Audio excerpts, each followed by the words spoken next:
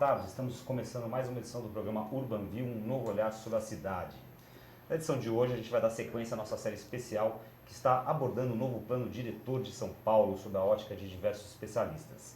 A nossa convidada de hoje, como foi anunciado aí para quem recebeu a nossa newsletter, era Maria das Graças Xavier, que é coordenadora da União Nacional por Moradia Popular. A Maria da Graça teve, infelizmente, um imprevisto de última hora, um acontecimento sério, não pôde comparecer aqui ao vivo no programa, daí a razão, inclusive, do nosso atraso em estarmos entrando no ar. Agora são 17 horas e 32 minutos, o nosso programa entra no ar às 17h15, mas Maria da Graça convocou aqui o Luiz Gonzaga da Silva, o GG, que é coordenador da Central de Movimentos Populares do Brasil, e o GG gentilmente aceitou nosso convite, a convocação aí da Maria da Graça, pegou um táxi e veio correndo aqui para os estúdios da UTV e está aqui ao meu lado. Tudo bem, GG? Está bem representada. Boa tarde, boa tarde. Realmente a companheira Graça, eu estava no trânsito, ela me ligou e pediu para que, se fosse possível, vir até aqui. E eu disse para ela que ia tentar chegar. Tentei e cheguei. Chegou. Vamos um pouco atrasado, o nosso programa vai ficar um pouquinho mais curto, mas vamos lá.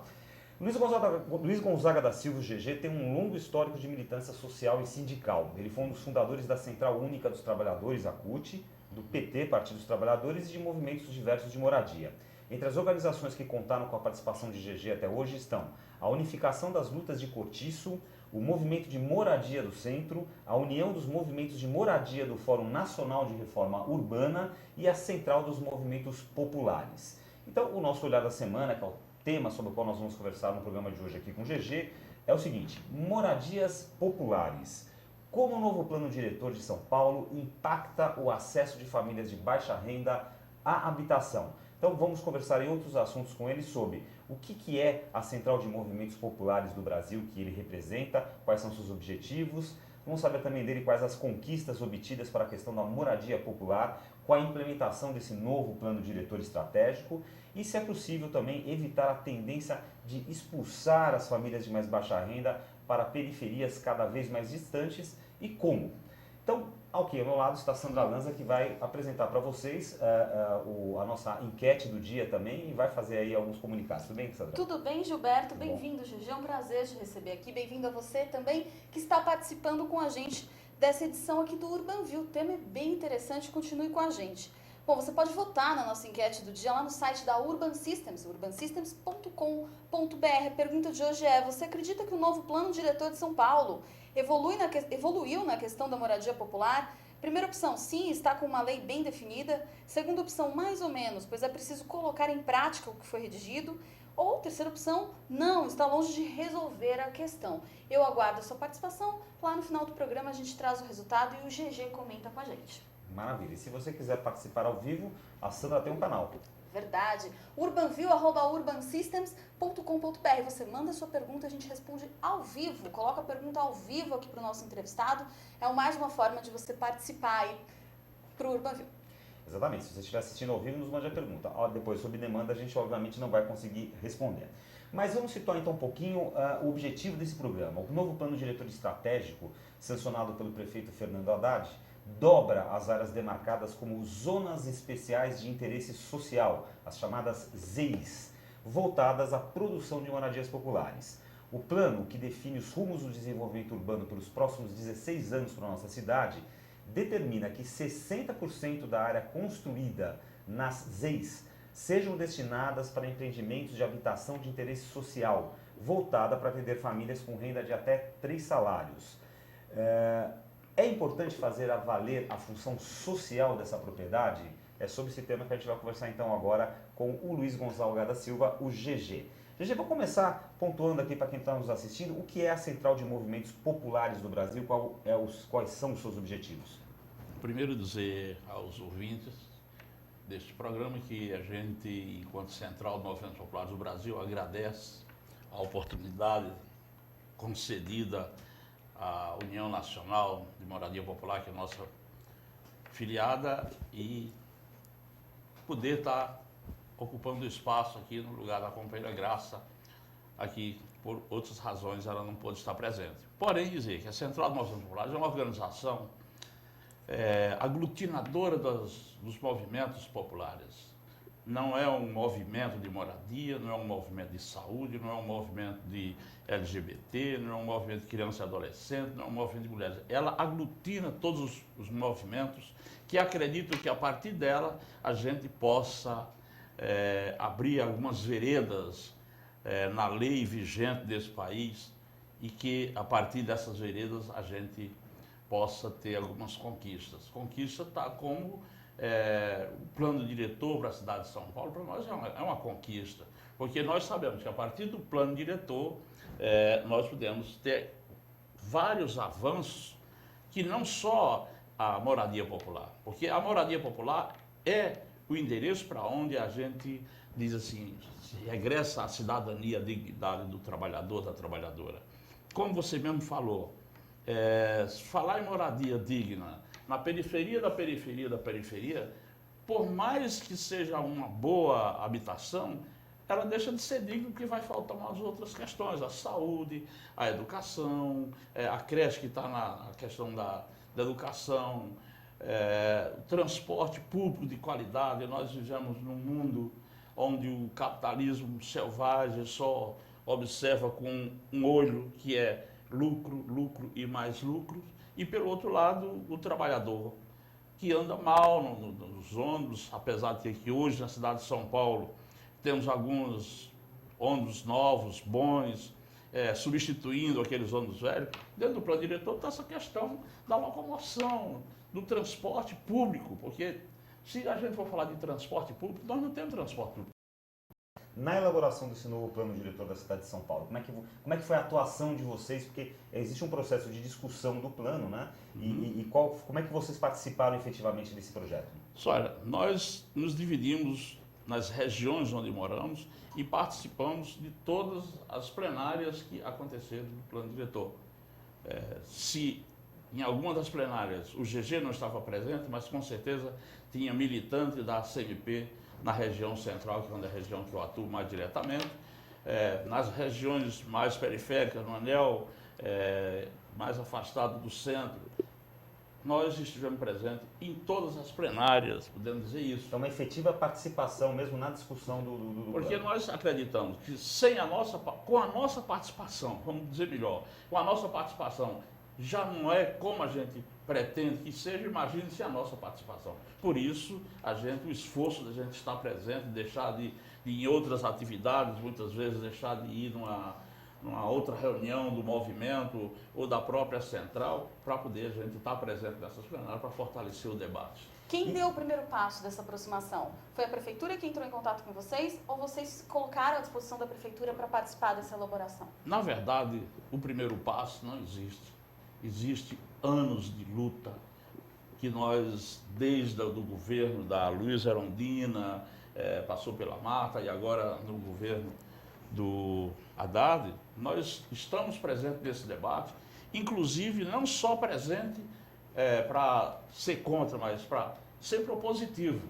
A nossa intenção, seja qual for o governo, seja qual for a tinta que lá estiver, nós somos propositivos, porque não basta só criticar, é preciso você fazer a crítica e dentro da crítica você ser propositivo, ter proposta. Tipo, as ex, dobrou as ex, dobrou. Nós queríamos mais, porque quanto mais ex, mais será possível o alcance de novas unidades habitacionais, ao alcance também das pessoas, das famílias de mais baixa renda. Nós vivemos num país que o olhar também na construção civil é um olhar capitalista, onde o trabalhador, a trabalhadora, não tem a oportunidade de morar dignamente porque fica caro morar na região central. Eu sou um dos defensores há 30 anos que é possível morar com dignidade na região central. Hoje eu moro num prédio, aqui no apartamento não é meu, da minha companheira, no Parque Dom Pedro, 25 de março, com a entrada do Parque Dom Pedro. Moro bem, não moro mil maravilhas, mas moro bem, onde muitas vezes eu saio de casa de manhãzinha cedo, para uma reunião que começa às 9, na prefeitura, eu saio para uma reunião que começa às 9, eu posso sair 8h45, 9 horas eu estou lá tranquilamente. Ou seja, isso é morar bem. Você morar onde tem Mobilidade tudo. urbana. Onde tem um pouco de saúde, onde tem um pouco de educação, onde tem um pouco da creche, onde tem um pouco dessa condição de mobilidade urbana que você diz, que nós, muitos, almejamos e Qual é o todos possam principal ter direito. entrave, GG, para a gente chegar nessa condição ideal? O principal entrave é a falta de entendimento e compreensão dos partidos de oposição que acham que a gente está querendo tirar os direitos de pessoas que lá se diz proprietário. Porque quando você decreta uma área de interesse social, nós não estamos querendo tirar direito, nós estamos querendo que essa propriedade, que não cumpre a função social da propriedade, passe a cumprir a função social da propriedade a partir do momento em que foi decretado área de interesse social e ali se construam unidades habitacionais para mais baixa renda. Quais são as conquistas obtidas, no que vocês consideram conquistas obtidas nesse plano diretor? Olha, a aprovação do plano diretor é uma conquista.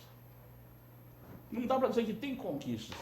A aprovação do plano diretor em si só é uma conquista. Agora, a implementação dele na sociedade, junto à sociedade, aí serão conquistas que, possivelmente, nós vamos obtê-las. Porém, não basta só aprovar o plano diretor. É preciso aprovar e é preciso que nós fiscalizemos. E quais são as preocupações que vocês têm após a aprovação desse plano diretor? Uma delas é essa. Rumo a um plano diretor onde a cidade possa ser uma cidade para todos e todas. Porque hoje a cidade de São Paulo é para uma minoria. Exatamente para a minoria que já tem poder econômico garantido, mora bem e não precisaria estar fazendo essa disputa conosco. Porque eu considero isso uma disputa. É um projeto antagônico ao outro. É um projeto da burguesia junto às construtoras contra o projeto da classe trabalhadora. E o projeto da classe trabalhadora não é tirar nada de ninguém. É que aquilo que foi tirado nosso possa ser devolvido em qualidade, como moradia digna, saúde para todos, escola para todos, creche e a cidadania no todo. Ou seja, viver com dignidade. O plano diretor propõe, de maneira geral, um adensamento cada vez maior das áreas que estão com uma boa infraestrutura urbana, como é o centro, o caso que você disse. A questão que se coloca é, no centro da cidade existem muitas edificações, muitos imóveis que estão subaproveitados ou não aproveitados. Procede? Olha, eu posso dizer, eu enquanto um dos coordenadores do movimento de moradia da cidade de São Paulo, somos um dos principais, ou quase um dos pioneiros a ocupar os imóveis que não cumprem a função social da propriedade na região central. Agora, isso pode ser público, pode ser privado, pode ser do governo do estado, pode ser do governo municipal, pode ser do governo federal. Não cumpriu a função social da propriedade, nós ocupamos. Em 97 nós ocupamos um casarão ali ao lado da Rua do Carmo, da Secretaria da Fazenda do Estado. No mesmo ano de 97, nós ocupamos o imóvel na Rua do Ouvidor, 63, que estava há 8 anos sem cumprir a função social da propriedade. 8 anos depois, a gente foi despejado daquele imóvel e o imóvel continuou sem cumprir a função social da propriedade. O governo do estado disse, não, nós queremos para construir habitação ou alojamento para os policiais que vêm dos municípios e não tem onde ficar. Para a gente foi uma facada no peito sair daquele imóvel. Mas, de qualquer forma, os policiais que moram mal, moram em área de risco, vai vir morar ali ao lado da Secretaria de Justiça, ó, legal. Não construiu nada, ficou lá abandonado. E este ano, um grupo de jovens estudantes que trabalham com cultura ocuparam o prédio, está lá o prédio ocupado novamente. Da mesma forma como vocês ocuparam? Da mesma forma que nós ocupamos. Ou seja, o que falta? Falta vontade política. Tá, mas vamos dizer, o que a população, né, que não participa ativamente desse movimento, não está ligada a isso, o que a gente assiste, digamos, na mídia é sempre a mesma história que se repete. Um determinado movimento social, que pode ser um desses a que você está ligado ocupa um determinado prédio, seja que nem você falou, privado ou público, de qual esfera de governo for. Depois de um certo tempo se faz uma tal de reintegração de posse, que a gente mais vê nos jornais, aí, no jornal, na televisão, etc. e tal. E aí esse pessoal todo que ocupou ali aquele imóvel é obrigado a ser desalojado novamente, porque foi concedida uma liminar que concede a reintegração de posse. Com essa aprovação, né, essa questão das ZEIs, das zonas de interesse social, com esse aumento grande e essa legislação prevendo que se de determinado tempo esse prédio não tiver essa ocupação, como você citou agora, né, esse prédio que alegaram que é dos policiais, e não, essa legislação nova, ela vai permitir, ela vai facilitar o trabalho de realmente que esses movimentos consigam assumir esses imóveis? Olha, ao nosso entender, era tudo que a gente queria exatamente para que se facilite. Porém, nós sabemos que tem 2 pesos e 2 medidas. Quando nós, trabalhadoras, ocupamos um imóvel, a primeira coisa que a gente vê na mídia é os invasores baderneiros ocuparam mais um imóvel, mais um prédio. Porém, vem a reintegração de posse, e aquilo para mim não é reintegração de posse, é um despejo onde as famílias são jogadas muitas vezes no olho da rua sem ter para onde ir, e muitas das vezes as famílias ficam embaixo, na porta do próprio prédio, porque não tem para onde ir, e o prédio fica sem cumprir a função social. Por que isso? Porque nós temos uma lei que arcaica, caduca, não vê os 2 lados da moeda. Porque se eu chego aqui no imóvel, o imóvel não está cumprindo a função social da propriedade, vamos fazer cumprir. Isso a lei do país. Mas ele não está cumprindo a função social ou ele não está cumprindo nenhuma função? Eu digo a função social. Esse imóvel que nós estamos aqui, ele não cumpre uma função social, ele é uma empresa, né? Eu digo o mínimo, não cumpre a função social. Para não dizer que tem uns aí que você chega como prédio da Secretaria da Fazenda, quando nós ocupamos, lá na Rua das Flores, tinha linha telefônica lá dentro, tinha água e luz e abandonado, sem cumprir nada. Ou seja, abandonado pelo proprietário. Quem é o proprietário? O governo do Estado. O prédio da Rodoviária, quando nós ocupamos, tinha 157 ou 159 linhas telefônicas lá dentro, onde muitas vezes chamava, a gente pegava, ouvia outra pessoa lá do outro lado, pessoas da rua usando a linha indevidamente. Ou seja, nós, o povo paulistano, o povo da cidade de São Paulo, pagando para alguém usar indevidamente aquela linha telefônica.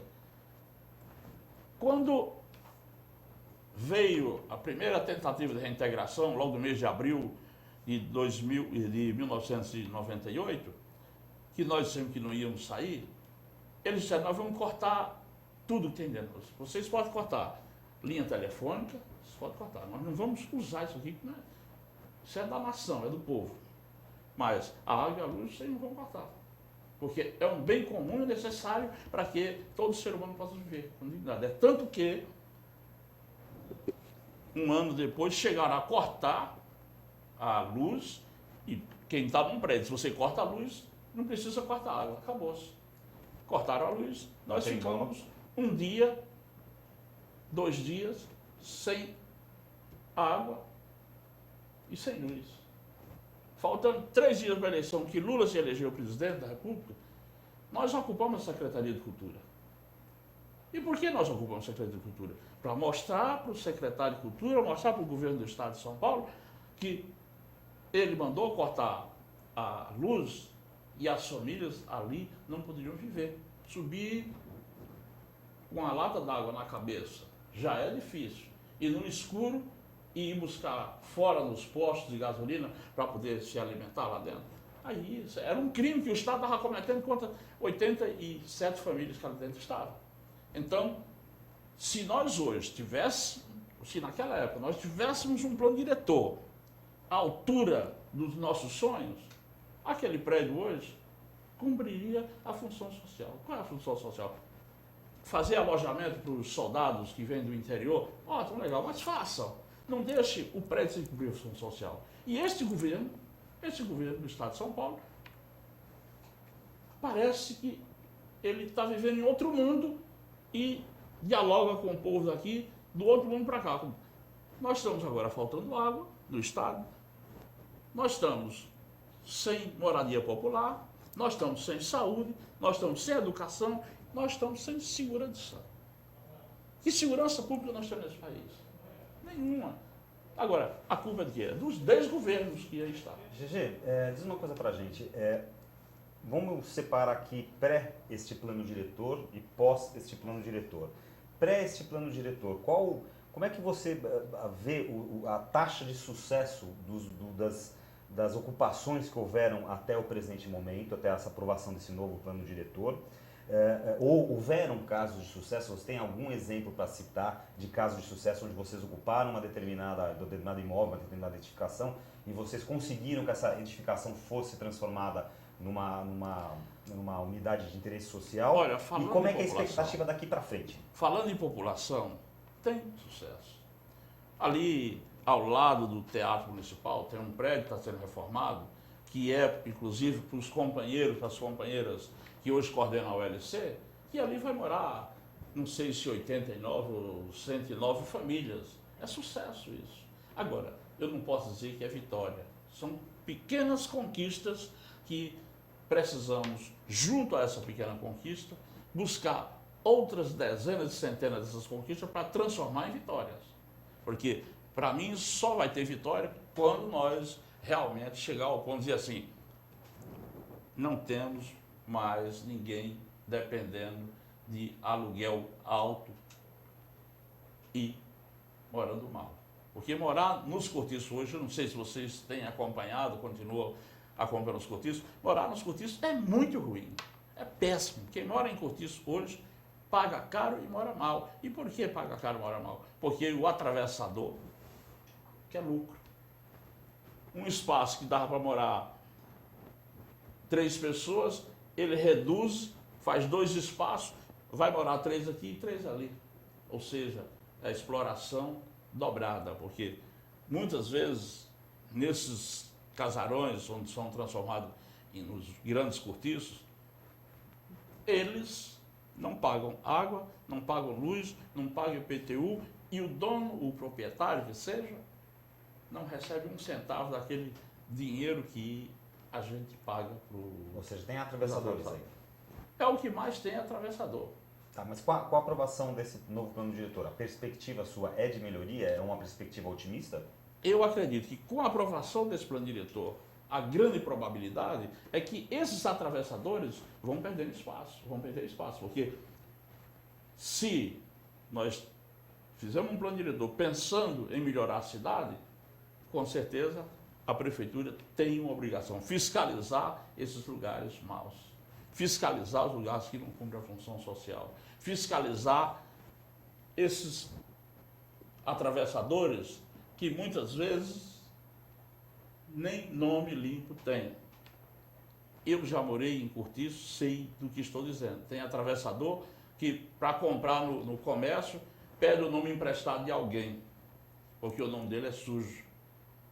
E o que pode ser feito com isso? É querer esses caras da roda. Essa questão da fiscalização também é importante verificar e fazer uma fiscalização com quem recebe essa moradia de uso social, né? Claro, claro. Não me lembro agora exatamente sobre o que eu li, mas houve um determinado edifício que foi transformado e foi colocado para as pessoas e foi dada a certidão de posse, a escritura desse apartamento, enfim, né? Que foi um apartamento de função social. E depois as pessoas iam para o mercado quer dizer, o imóvel, por exemplo, foi dado por 10 e depois no mercado estava valendo 30, a pessoa acabava lá e negociando e perdendo de novo a oportunidade de morar num lugar decente porque tinha aquela coisa do dinheiro, né, de vou ganhar dinheiro. Quer dizer, as pessoas também que são beneficiadas por esses programas precisam também serem... Tenho pleno acordo com você que não dá para a gente pôr famílias que não têm consciência do que é sair de um cortiço, de uma favela, de uma palafita, debaixo da ponte e ir para um apartamento. Primeiro, você tem que conscientizar que quem vai para aquele apartamento tem a obrigatoriedade de pagar a sua prestação e o seu condomínio. Você passa necessidade até melhorar de vida dentro do seu apartamento para poder você não perder. E concordo que em alguns casos as pessoas não têm consciência do que é ir para dentro de um apartamento e aí pega tudo que é seu, que ele já estava vivendo com aquilo, a televisãozinha que ele tinha, um computadorzinho velho, uma mesinha velha, pega tudo, joga na lata do lixo, joga fora e vai nas casas quaisquer por aí, compram a prestação, se endividam e findam sujando o nome. Como que suja o nome?